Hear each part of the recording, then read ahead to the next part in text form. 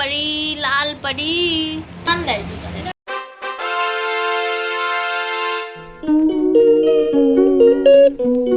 Hello guys, welcome to my channel and big big big big big welcome to my বাড়ি channel. তো তোমরা হয়তো ভাবছো যে আমি ব্লগটা এত তাড়াতাড়ি আনলাম কি করে, মানে অনেক দিন পর পর কয়েক মাস হয়ে যায়, তারপরে আবার হচ্ছে গিয়ে কত সপ্তাহ পেরিয়ে যায়, আমার ভিডিও আসতে আসতে অনেক লেট করে, কিন্তু এই ভিডিওটা এত তাড়াতাড়ি আসলাম কি করে, তাই না? সো এসে গেছে, কি আর করা যাবে। আসলে তো তোমাদেরই ভালো, তোমরা তো আমাদের ভিডিও দেখতে পছন্দই করো, তাই না? এসেছে তো খুশি হওয়া দরকার।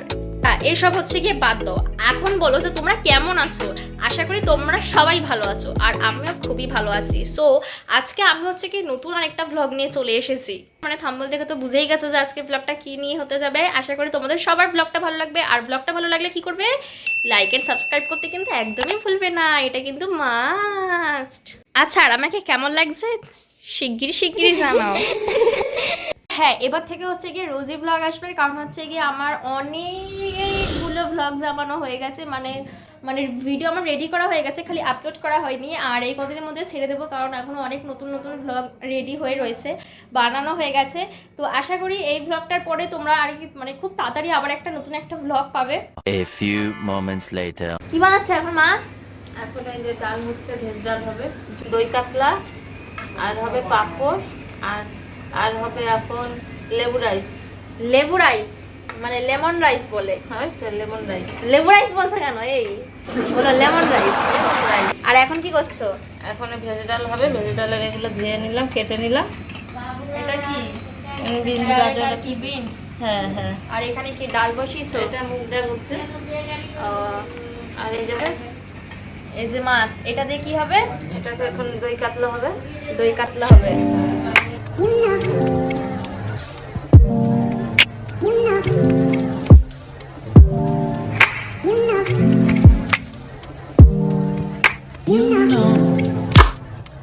কি করছিস রে মাসি তুই? আমি এখন পোস্ত, কাজু বাদাম, মৌরি, কাঁচা লঙ্কা পেস্ট করছি। কিসের জন্য? দই কাতলা। দই কাতলার জন্য।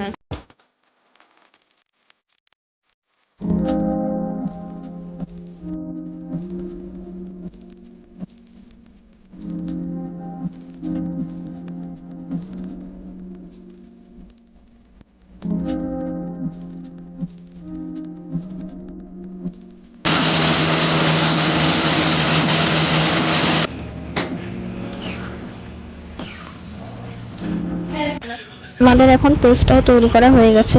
এই যে এই দেখো আমাদের চাকু, এই চাকুটা দেখতে এরকম ফিনফিনা হলে কি হবে, পাওয়ার আছে জানা লোকের গলা কেটে উড়িয়ে দিতে পারবে। দেখো দেখো ছুলছে, দেখো পেঁয়াজ একদম রানিং ছুলছে, দেখছো? চাকু দেখতে যেমনই হোক না কেন, ধার আছে ভালো। এটা আমাদের রেসিপির মধ্যেই যাবে, দই কাতলার মধ্যেই যাবে। রসুন দিয়েছিস তে? বন্ধুরা দেখতে পাচ্ছ মাছের সাইজগুলো বেশ বড় বড়ই আছে, কারণ একটা খেলেই যাতে সবার মন ভরে যায় এরকম এক একটা পিস এনেছে। সো এখন এইটাকে ভালো করে নুন দিয়ে হলুদ দিয়ে মাখবে মাছ ভাজার জন্য। আর তোমরা কিন্তু আমাকে কমেন্ট করতে একদমই ভুলবে না যে কার কার দই কাতলা খেতে ভাল লাগে। দেখো বিয়ে বাড়িতেও দই কাতলা করে, কিন্তু সেরকম ওখানেও অনেক টেস্ট হয়। এবার হচ্ছে গিয়ে এখন মা বানাবে, আজকে দেখবো যে বিয়ে বাড়ির মতনই হয়েছে কিনা। চলো এবার এটাকে ভাজা যাক।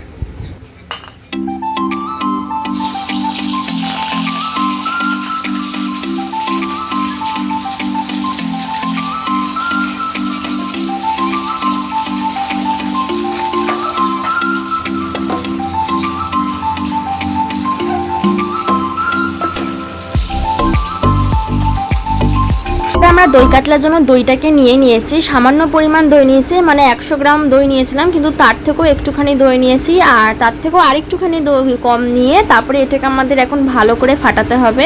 কেন বেশি করে দই দিলে একদম বেশি একটু টকটক ভাবটা হয়ে যাবে, তাই একটু কম করেই নিতে হবে। তারপরে তার মধ্যে একটুখানি জল মিশিয়ে একদম পাতলা পাতলা পেস্টের মতন বানাতে হবে। দই কাতলার জন্য যে দইটুকু আনা হয়েছিল তার থেকে এতটুকু বেঁচে গেছে। তো এখন এর মধ্যে চিনি মিক্সড করে এখন আমি আর পিয়া খাবো। তোমরা খুব ভালো লাগে টকদের মধ্যে চিনি দিয়ে খেতে। গরমের বেনিফিটসগুলো বল। আর গরমে তো পুরো একদম ঠান্ডা ঠান্ডা ফুলফুল এর একটুখানি এরকম নেবে। আমাকে একটু দে।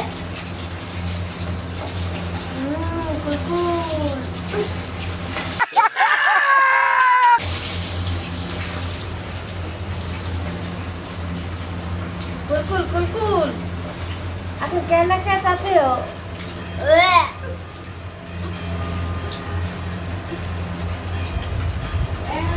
টক মানে বিষ টক বন্ধুরা।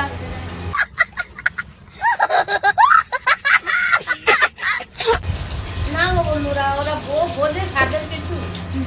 মজা করতে করতে দেখো এখন আমাদের মাছ ভাজাও রেডি হয়ে গেছে। কি কি দেব আমার এর মধ্যে দেখাও দেখি।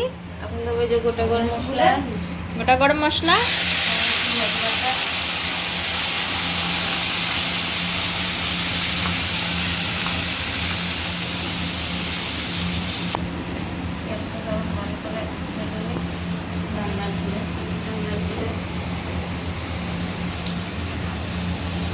ধনে গুঁড়ো সব একসাথে। হ্যাঁ ঠিক আছে, এরপরে যেগুলো দিয়ে দিলাম, দিয়ে দিয়েছি অনেকটা দিয়ে দিলি।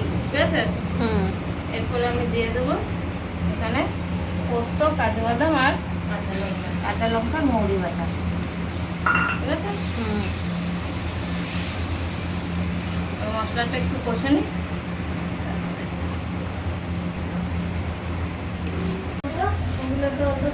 এইটা মাছটা ছড়ানো থাকবে ভালো কাজ। এবার দিয়ে দেবো নুন। ঠিক আছে,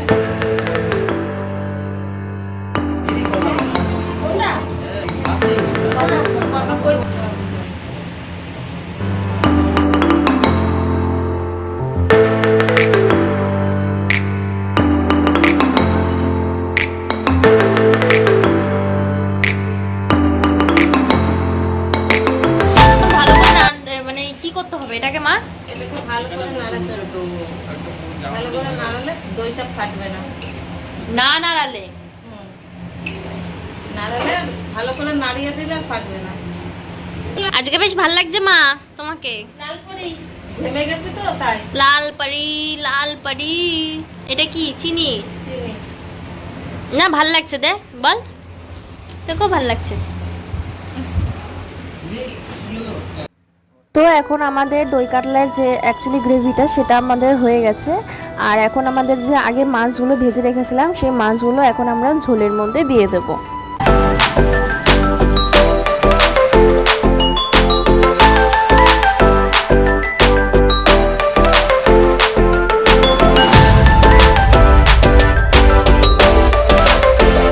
এটার মধ্যে একটু সামান্য জল দিয়ে এটাকে ঢেকে দেওয়া হবে। যেই তেলটা ছেড়ে যাবে তখনই আমাদের দই কাতলা হয়ে যাবে রেডি।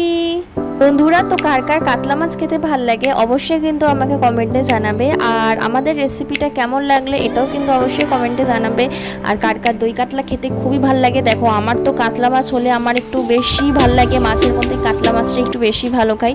সো কাতলা মাছ হলে একটু বেশি ভাল লাগে। আর কার কার কাতলা মাছ ভাল লাগে তো আমাকে কমেন্ট করো। আর দেখো কথা বলতে বলতে এখন আমাদের মাছের দই কাতলাও আমাদের রেডি হয়ে গেছে। এখন দই কাতলার রেসিপিটা তোমাদের কেমন লাগলো তোমরা কিন্তু অবশ্যই আমাকে জানাবে। আর আশা করি তোমাদের সবার এই আমার ব্লগটা খুবই ভালো লাগবে। তোমরাও পারলে এরকমভাবে বাড়িতে দই কাতলার রেসিপি বানিয়ে খাবে। আশা করি তোমাদের সবার ভালো লাগবে খেতে।